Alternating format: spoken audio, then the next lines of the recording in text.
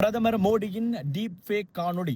மேத்தா நிறுவன அதிகாரி மீது இந்தியாவில் பாய்ந்தது சைபர் கிரைம் வழக்கு. இந்திய பிரதமர் நரேந்திர மோடியை குறிவைத்து உருவாக்கப்பட்டுள்ள செயற்கை AI நுண்ணறிவு போலி காணொளி விவகாரம் சமூக ஊடக நிறுவனமான மேத்தாவுக்கு புதிய சிக்கலை ஏற்படுத்தியுள்ளது.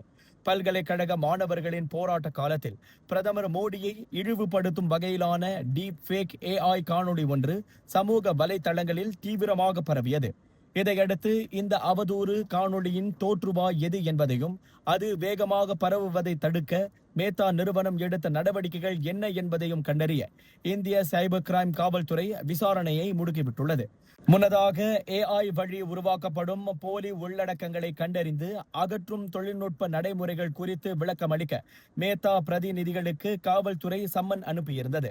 அதன் தொடர்ச்சியாக தற்போது மேத்தாவின் இந்தியாவுக்கான மூத்த அதிகாரி அருண் ஸ்ரீனிவாஸ் மீது முறைப்படி வழக்கு பதிவு செய்யப்பட்டு ஆரம்ப கட்ட விசாரணைகள் தீவிரப்படுத்தப்பட்டுள்ளன.